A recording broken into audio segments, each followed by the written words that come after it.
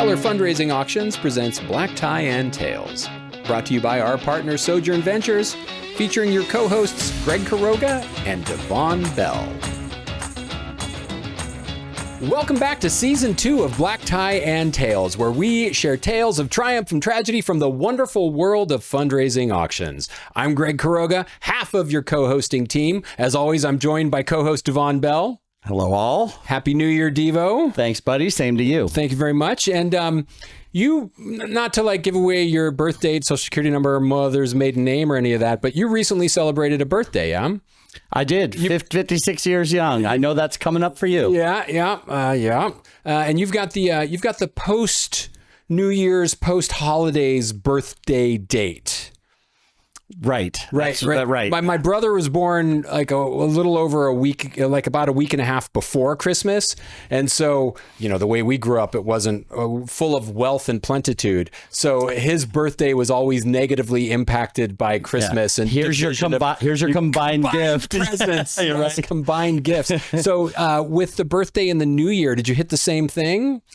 Well, I'm a grown up now, so I worked and no one knew any different. But I sometimes get that afterthought. I have a couple weeks. I actually have a bunch of family who's right around Christmas. They suffer more than me. Okay. You know how you get past that week after Christmas and New Year's, and now everyone's going back to work. So even though it's only a couple weeks, there's kind of a natural break in there where it feels like a fresh season. Once you've gone back to work after Christmas, it really feels like a different, it feels things have started over.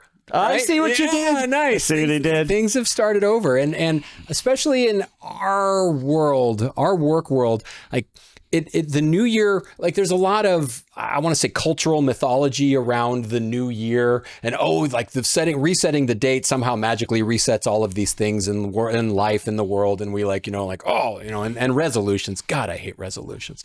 But I don't mind the concept, but the implementation on the cultural scale drives me. Anyway, the New Year with our work, though, it really does feel like a whole new thing every year because we've got this big break.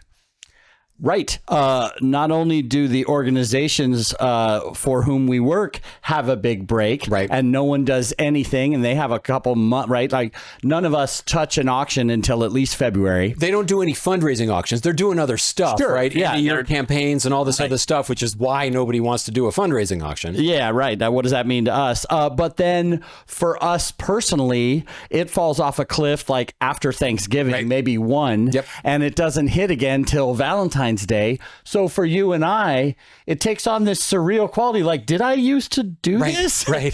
The old joke, the cliche about it, it's like riding a bicycle, right? Once you learn it. But I remember, especially early on for the first decade or so, that break was really unsettling in the sense of coming back February to get that first auction, start having the auction dreams mid-January, right? Do I still know how to run numbers? Do I still know how to the auction dreams where missing bids and auction nightmares, always a little behind. Just quick catch up. Or the dream where the mouth stops working, I'm passing with him, that horror story. Other people are afraid, have the dream where they can't run, right? The legs are frozen. Mine, it's my tongue. My tongue goes lump. It's like, oh my God, it's the worst nightmare. No.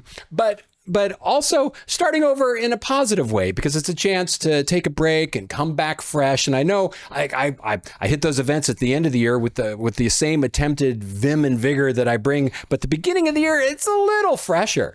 You're starting off at the very beginning of the year. And so we thought we'd start off with this year, the first theme, and that is starting over, right? Yeah. And in our world, that can take on a very literal quality. That right now, what we're starting is the consulting for events that happen in the busy season, that happen in March and April. So, okay, here we go. The 2025 event runaround, not specifically the runaround, the 2025 event catch up, our first meetings. And often there's been wholesale changes to the people that run the auction, right? Yeah. And it really, for them, it's like starting fresh. For us, it's starting over. And institutional knowledge is so important. It is such a challenge to, and it's gotten better now. A lot of the software applications they use either for donor development or for auction planning have institutional knowledge containment and retainment built into them, but it wasn't always this way. And you and I both worked with St. Mary's in Ukiah, which is a school in Ukiah, California, near where we grew up. Shout out Willits, home of the skunk train. Go Wolverines. And Ukiah, St. Mary's, I worked with them for like 3 or 4 years. And there was a lot of, anytime we start working, see Agents of Change. What was that, episode 2? See Agents of Change, about when we're first brought in and we're trying to bring with us a lot of the consulting that helps make us valuable, but also helps make events more successful, right? And so did the Agent of Change thing and like revamped a lot of the auction and helped build things up to new levels. So fast forward 3 or 4 years, and you remember that event is at the Redwood Empire Fairgrounds. Right. It's in a big cavernous event space, and their auction on Saturday night was like 30 something auction lots. And because it's a school crowd, really drunk crowd, super loud, and it ends with a band coming on and just blaring, blowing down the house. And so 30 something lots were on like lot 24, new auction chair, new committee. Things are going great. Things are going smooth. Things are selling for as well as they have in for years past. And on lot 24-ish, the auction chair comes running up to the stage, and she says to me, I need you to get all of the winning bidders to come to the stage. And I was like, oh, you want to get 24 of them. You want to get a picture? You know, what's the deal? She's like, no, wait for it. I need them to tell me how much they paid for their auction lots. I believe I paid $20 for this lot. I said, is nobody writing this down? Right? And she said, no. So in the revamp of their committee and their auction chair, they literally started over with the institutional knowledge. There was and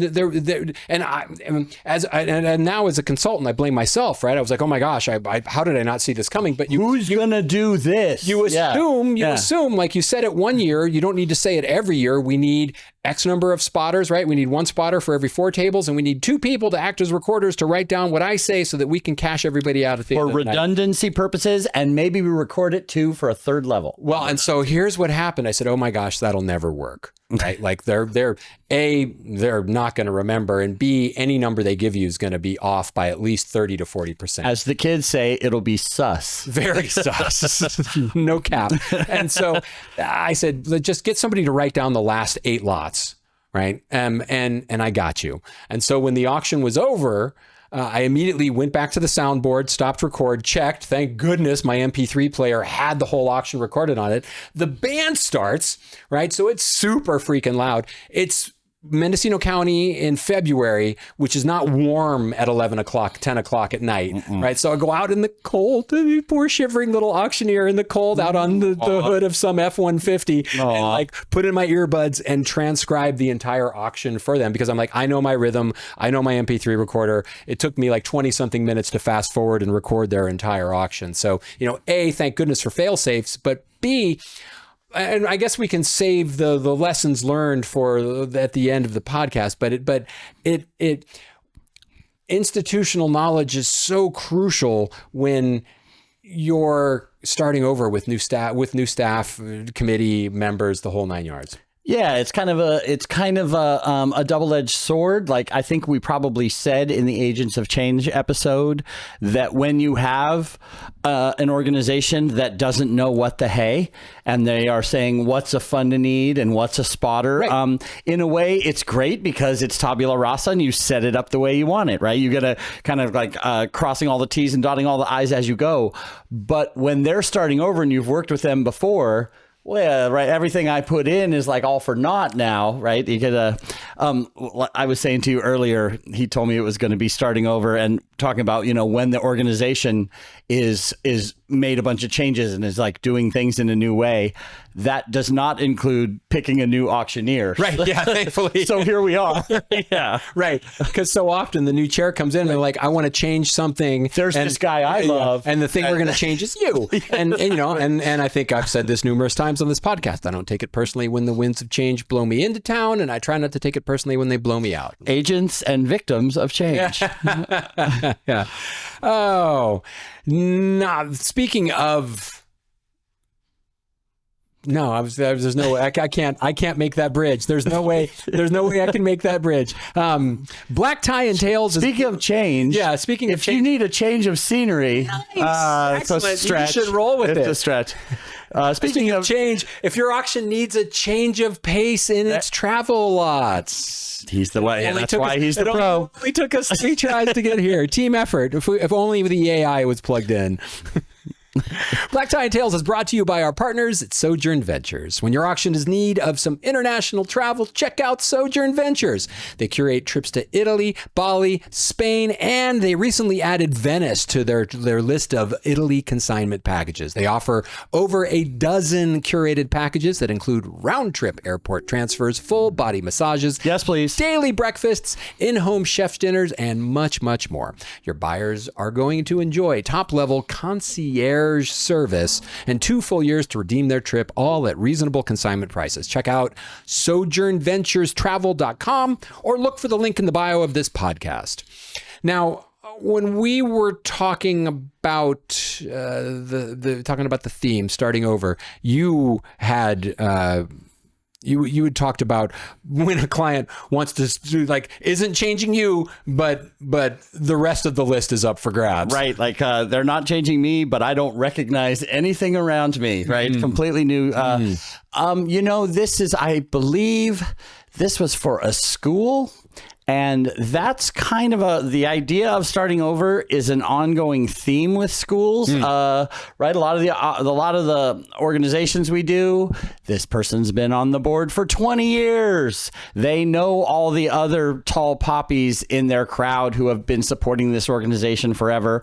And in that circumstance, our challenge can often be inertia. Yeah. Here's how we do things. Yep. This is how we've done things forever. Everyone's freaked out about change, right?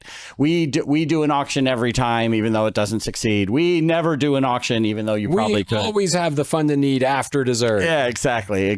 So but a school, you've got this natural turnover. Yes, that's right. And it can be pretty short. Like it gets extended if you have multiple children, or K through 8, right? Or a couple extra years in middle school, right? But I've done schools that are kindergarten, 1st and 2nd grade. I mean, you go from new to the gala, don't know anybody, to 1 foot out the door, don't care anymore in just a couple years. Yeah. So wow. In that, when it's something like that, our challenge is not inertia, it's continuity, right? Because it's all fresh people and they didn't go. All of a sudden, but besides the teachers, like even the head of school has changed. I'm the one who's been around, right? We're the old veterans and everyone else here is new faces except the teacher who's been there, 20 years. So this school, they had got new people, new auction committee. Okay, we're coming in with new stuff. And they told me, we've got this great new venue. And they show me and it is good and good for them, And then they go, and we're going to do the runaround, which is a specific, often challenging game that you can do during the auction, and we're going to do that, and then we're going to do this other thing, and we're going to do this other thing, and I had to stop them, and I told them a story that I got from you, an analogy, which is, if you've got this huge vessel and you're bringing it into port, and it's not lined up right, the way they do is 2 miles before they get to shore, they correct their course a tiny bit. And I told them, try to think of your event as that big vessel. There's a lot going on. There's a lot of moving parts. There's a lot of monster inertia of how it is. And if you change the venue and you introduce a theme and you do a runaround, these are all things that require people getting good with it, training them or getting people comfortable with it. And if you stack too many up of those on at once, it just can be disconcerting. So I, told them, like, of course, a lot of these ideas are great ideas, but maybe let's go through them with the ethos of how much change, right? We are starting over here, but how much can we carry with us from what we had before? And, so they took my advice to some extent. I think we probably made more changes than I would have, but hey, it's your event. Always say 3. Okay. I always say your crowd can handle 3 major changes in a year, right? You're going to change your venue. That's a major change. You're going to change, you change your caterer, change your theme, any of the, like the theme, maybe not so much, but crowds can handle 3 major changes in any given year. Different color vest. Whoa, slow down. Yeah, easy. Slow down. Boy, easy. What is this? Michael's? We might have to auction this off. Oh, call back to an earlier episode. Oh, no, don't do that. Yes, Florida man. So I did an event back in 2007, and I feel comfortable naming names on this one because, it's been a long time. It's been a long time. Shouldn't have left you. It's been a long time. And also the outcome was positive. Sure. But it was for American Conservatory Theater in San Francisco. Okay. Big theater, like the big theater organization in San Francisco. Of all of the local theater organizations, I would say ACT's the biggest. And 2007 was their Ruby Jubilee. And for the 20 years prior to that, speaking of inertia, they had done 15 to 20 lot auction with a fund a need. And I hadn't been involved with it. I was relatively new to fundraising. 07 would have been my 4th year of doing fundraising events, and 4th year, and counts fingers. And toes. Yeah, right. That lawnmower accident. So they come to me, and Patty Roof was the event chair. And Patty is, if you don't know Patty is a force of nature. Patty is not to be denied when Patty has determined the course, right? And Patty comes to me and she says, I don't want to do an auction. I want to start over, make this fresh, and do a fund a need only. And my first reaction is, oh God, no. Right? Like that sounds horrible to me. And it was the first event that ever came to me and said, I want to do fund a need only. And as the auctioneer, can I argue against that? Well, and I was, and I've come in hindsight, looking back, I realized there's the normal arguments against doing a fund a need only. Auction helps build momentum. It establishes my credibility. It devalues money. It caters to the people who want to purchase things in an auction. And we know from data tracking, shout out to Beth Sandifer, we know from data tracking that the people who bid on auction items are not the same people who give you money in the fund a need. There's a small subset of people who only want to bid on auction items. All of that aside, right? What I realized also is that it was just terrifying, right? Part of the process of having the auction to get out there and get warmed up, to build that rapport with the crowd, to be like, okay, well, this is working. And now we're going to do this fund a need. Now we're going to do the fund a need. Like that process was reassuring to me. So the concept of doing a fund a need only was scary, right? Yeah. I make a point when I'm doing a fund a need only to request that you give me things to do in the program before we get to the fund a need. Yep. Because what the auction often serves is we hoot and holler and we get rapport between me and the audience. Yep. Now we're having fun. Now we're homies. If I haven't appeared on stage until the fund a need, it goes, the first words out of your mouth are, give me some money. Yeah. Who the hell's this guy asking for the money? What does he have to do with anything? Especially at ACT's 40th anniversary gala, ACT, when they did their gala, what they would do is they would honor somebody in the community, the acting community, directing, whatever, right? They would honor somebody who had ties to ACT. And so in 2007, you may remember a show on NBC called Heroes. Okay, I do. Remember Heroes? And two of the stars from Heroes had come through ACT and had direct ties to their Young Conservatory or direct ties to just being on the ACT stage when they were first coming up as actors, right? Local peeps make good. Exactly. And you know, Heroes, for you youngins out there, Heroes was a phenomenon on NBC in 2007, topping the chart. And so they get these 3 actors from Heroes to come. They're like, okay, well, we're going to have Adrian Pastar, Milo Ventimiglia, who went on to do, I mean, Adrian's done great stuff. Milo's gone on to do tons of other great stuff. This Is Us, right? Yep. Milo was in that whole run. And Masi Oka. We're going to have those 3 on stage. They're going to make the pitch for the Fund the Need, and then you're going to ask for the money. And I said, okay, that's great. However, if I come on after they've spoken and it's the first time people see me, everybody's going to be like, who is this guy? Right? Yeah. Like, we need to set me up for success from the beginning. So Patty gets on stage at the very beginning of the night and she says to the crowd, my gift to you is that there's going to be no auction tonight. Oh, and the crowd goes wild, right? They're crazy. She's like, but when Greg comes out here later and he gets up here on stage, if you don't give him money tonight, there's going to be a 30 lot auction next year, right? So I'm like, thank you. You know, I mean, thank you, question mark? Thank you. Ultimately, like, if my job, if you only look in the short term of my job was to raise money that night, then thank you. Okay. Right? Lobbed the pitch for that. Sure. Lobbed the pitch for that. So we go through some program, yada, yada. We get to the point where we're about to start the paddle race. And that's when I come out and say, okay, everybody, you know, do the thing that's now standard in this is like introduce the concept of the Fund the Need, get everybody to find their paddles and get ready, and then introduce Adrian, Milo, and Masi, and then stay on stage with them. Yes. Right? Yes. So they go through their thing, right? And I am trying to build credibility through proximity. Right? I'm with these guys. These guys. Yeah. Right? Yeah, totally. Hey, look.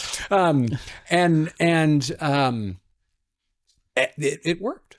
As a result, it worked. I mean, it was like, and we've talked about anniversary events have a lot of implication and carry with them a lot more weight and tend to make more. The year after an anniversary event is always a hard downbeat to navigate. It's a sacrificial lamb year. Yeah. But that year, they started their auction fresh. They went back to doing Fund the Need only. And I'm not going to say that they started the trend of doing Fund the Need only, but they were the first one I ever did. And I think that touches on another aspect of starting over, which is, you know, we've said over and over, it could be challenging and hold up. You don't want to chart, you know, you want to maintain some continuity.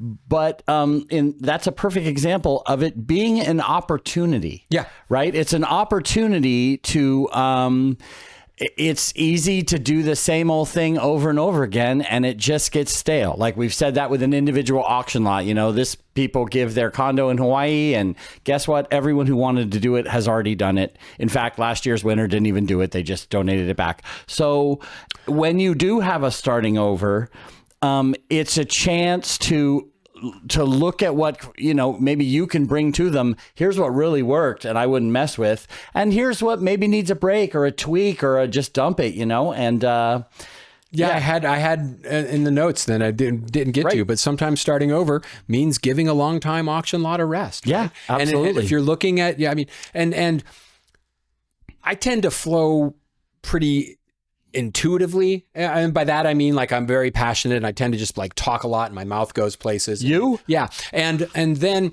but I which is why I've tried to learn to take a step back, take a breath, and rely on data where possible, right? I try to be data driven. I'm not always, but I try to be data driven. And I think I always tell clients like, hey, look, here's my idea, but you know, I think this lot's tired, but let's not listen to me. Let's look over the last however many years you've had it. Right. And then make the decision as to whether or not it's doing well or not. And if it's not, it's okay to give an auction lot a break. It's okay to tell a donor, hey, look, we've appreciated you all these years. We really like, especially you doubled it the last 3, right? Like now, like we want to give you a break. And if they insist and say, and really, we want to let it rebuild some momentum to be desirable again. There's a donor for an event I'm doing has donated the same trip to London as long as I've been doing the event. Right? That's where I met Ed. right? Wow. Right? That's where I met Ed. And going all the way back to that, this person has donated this trip to London. And, you know, it gets to be a certain point where like, I'm just copy paste. It's the same trip. Same every joke. year, same London exactly. joke. Yeah. And at a certain point, like the crowd's seen it and done it. And we're trying really hard to sell something that is generously donated and well-intentioned in its donation, but hey, you know, sometimes starting over. That's why new families if you're at a school, let me back up 2 levels and say, like, of the takeaways, I think the biggest takeaway is to have a way of capturing and passing on institutional knowledge. Yeah. And I would say that behooves you. That is valuable, even if there's not a starting over moment. Right. Like he was just saying, when, you know, let's go back and look how it did. We have no way of knowing how it's going to do. And maybe the people were right in the room last year and they weren't this year, or maybe they weren't last year and now they are. I always tell the story of the parking space at the school that sold for $20,000. Isn't that exciting? Yes, it is. The next year it sold for $2,000. So you just never know. And that was exciting too, but just not the same. Expectation means a lot in this game, right? So careful when you tell somebody this is the best movie I've ever seen in my life. Like, you're setting it up. Anyway. Have I told you about Glacier National Park? Yeah, there you go.